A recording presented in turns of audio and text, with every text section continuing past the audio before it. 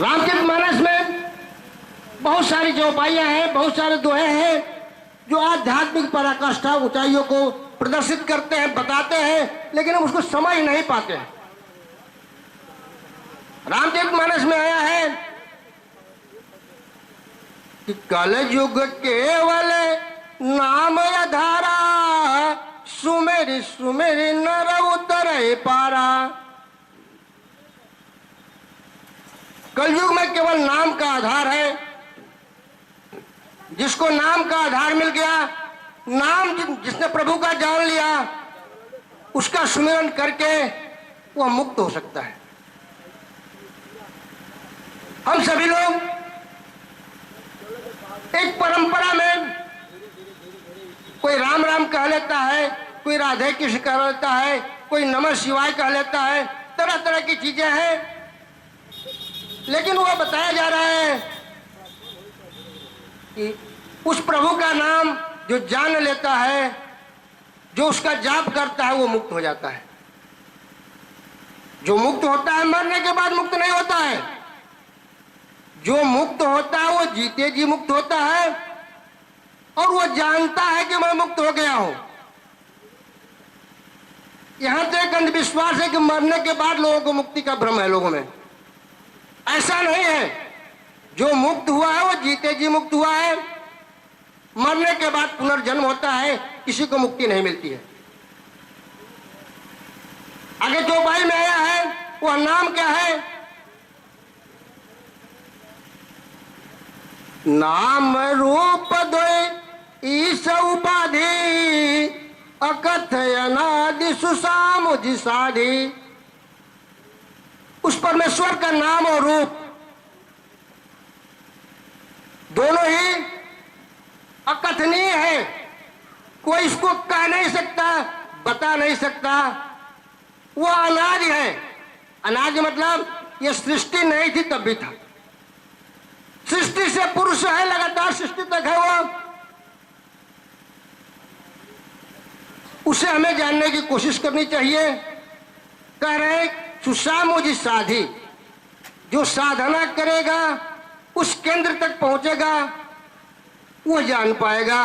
और यहां तो अपने मन से ही राम राम राधे कृष्ण नमः शिवाय करके अपने आप को मुक्ति प्राप्त करते हुए जानते हैं कि हम पा गए हैं।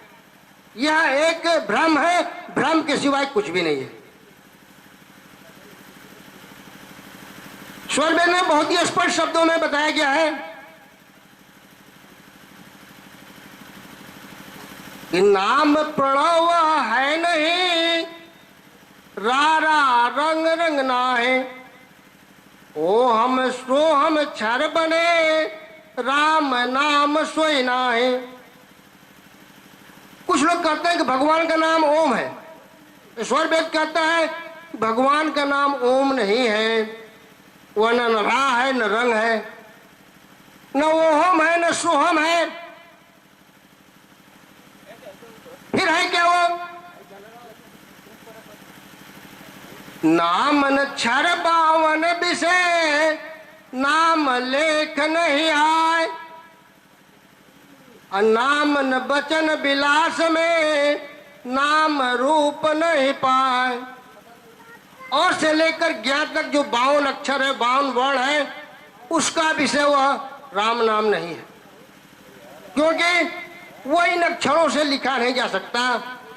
हम राम कह ले उसको भी लिख लेंगे, ओम कहते हैं, खुदा कहते हैं, गॉड कहते हैं, जो कुछ भी कहते हैं हम अक्षरों में लिख पाते हैं। मैं स्पष्ट बता देना चाहता हूं, हमारे संतों ने जो सिद्ध करके बताया है, अपनी वाणियों में जो लिखा है,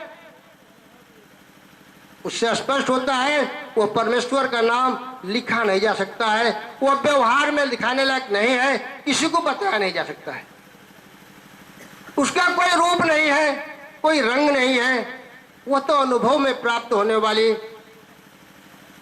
वस्तु है। रामचरितमानस में भी इसको बहुत तरह से नाम वंदना के माध्यम से बताया गया है, लेकिन समझ में कितने लोगों को आता है? उसे प्राप्त करने के लिए, उसे जानने के लिए सद्गुरु शरण में हमें जाना आवश्यक है।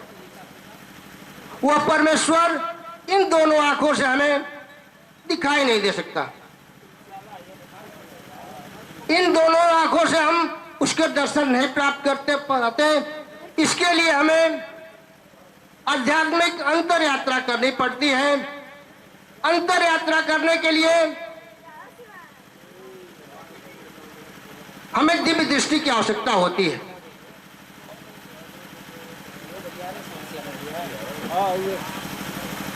इसके बारे में भी रामचरितमानस में आया है कि श्री गुरु पद नख मणिजन ज्योति सुमिरत दिव्य दृष्टि ही होती। श्री गुरु के चरणों में जो नाखून है उसके अंदर मणि का प्रकाश हो रहा है। उसको स्मरण करने से हृदय में दिव्य दृष्टि खुल जाती है। जब खुल जाती है तो होता क्या है, बड़े स्पष्ट शब्दों में लिखा गया है, हम समझ नहीं पाते हैं क्योंकि हम सद्गुरु ढूंढ नहीं पाते हैं।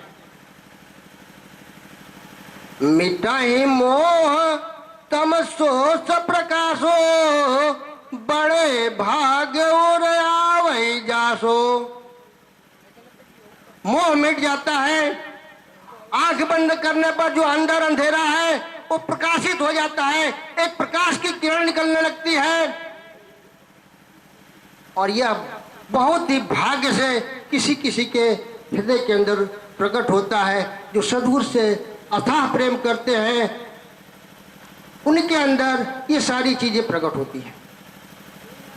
उघर है विमल बिलोचन ही के मिटाई दोष दुख भव रजनी के। सब कुछ तो बताया गया है धार्मिक ग्रंथों में, लेकिन हम केवल उसको पढ़ लेते हैं, सुन लेते हैं और समझते हैं कि हमने अपने कर्तव्य का इतिश्री कर लिया है। केवल पढ़ लेने से, सुन लेने से, पढ़ा सीखा, पढ़ा सुना सीखा सभी, अज्ञान भया नहीं मेट, और 5 पंथ मारे पारथी तब सदगुरु से भेंट। पढ़ने से अज्ञान समाप्त नहीं होता है, सुनने से भी नहीं होता है।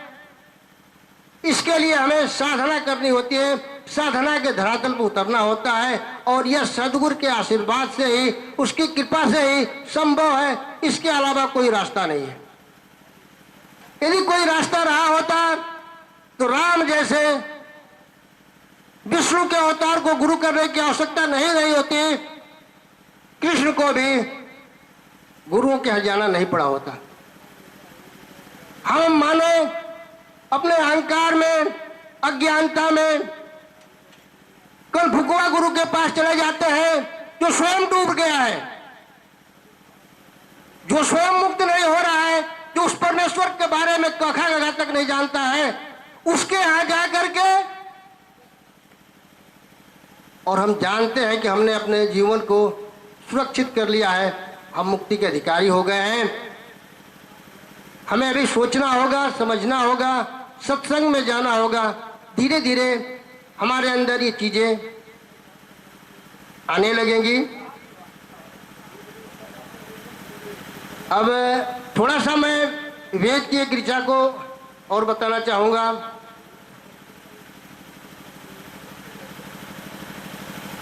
सृष्टि के प्रारंभ में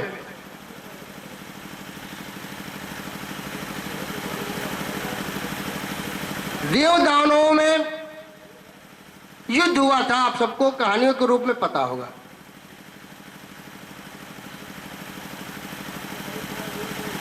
वहां देवताओं की पराजय हुई और दानव विजयी हुए।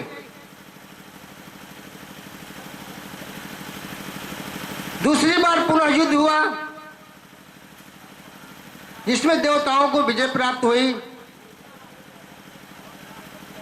और दानव जो है बुरी तरह से परास्त हो गए। इसके बाद देवताओं को यह अहंकार हुआ कि हमने युद्ध जीता है।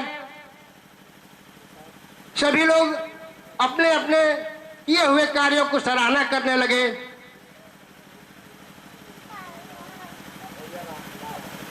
तब वह परम पिता परमेश्वर देवताओं के अहंकार को नष्ट करने के लिए यक्ष के रूप में प्रकट हुए। यक्ष के रूप में जब प्रकट हुए तो देवताओं ने सबसे पहले अग्नि को भेजा, आप जाइए और यह पता कीजिए कि वह कौन है। अग्नि जब पहुंचती है तो यक्ष प्रश्न करता है, ये आप कौन हैं? अग्नि बताती है कि मैं अग्नि हूं। फिर यक्ष का प्रश्न होता है, आपकी सामर्थ्य क्या है?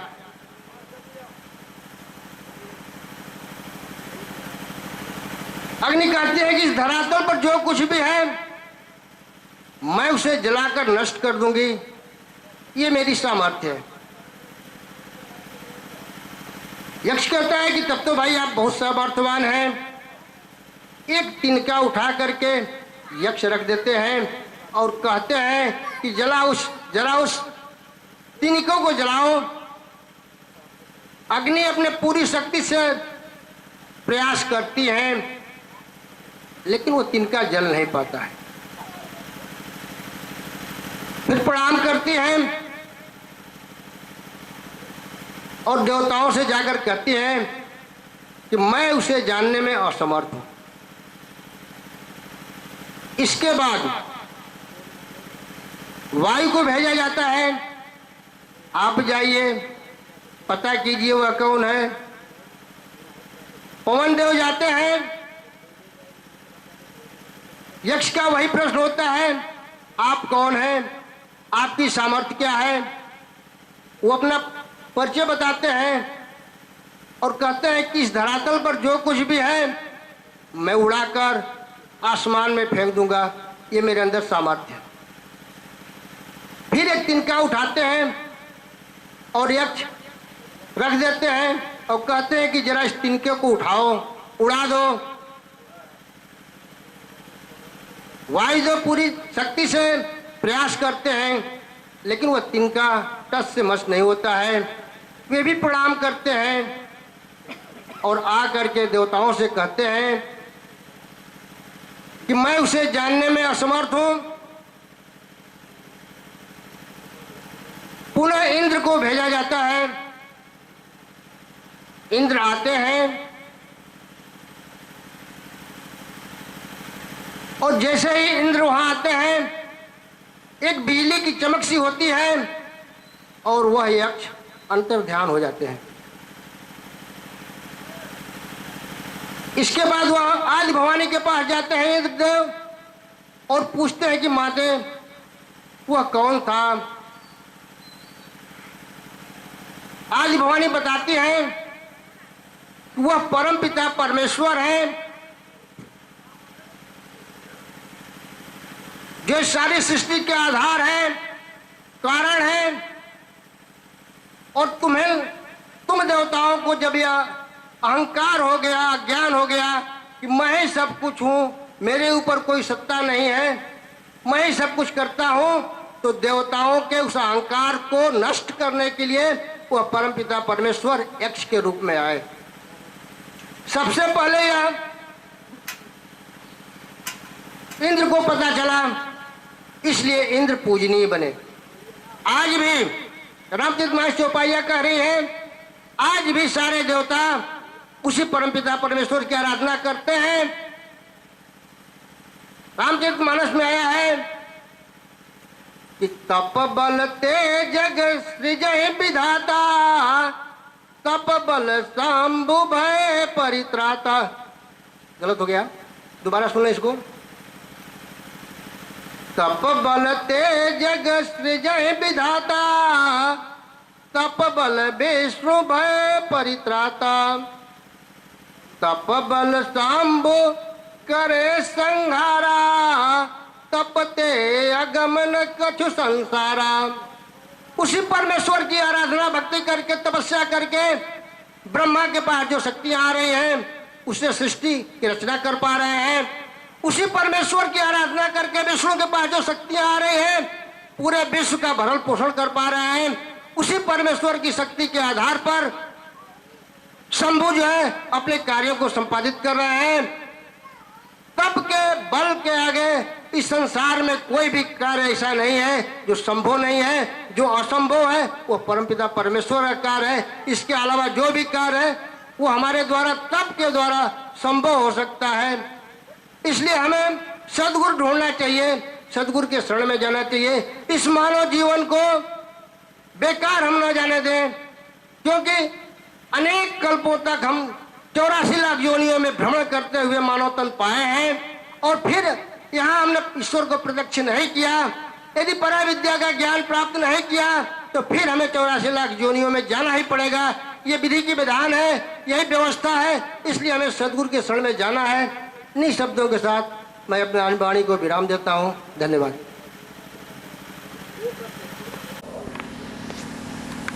जलपान करेंगे और अच्छे विचारों को लोगों तक पहुंचाने का निश्चित रूप से प्रयास करेंगे।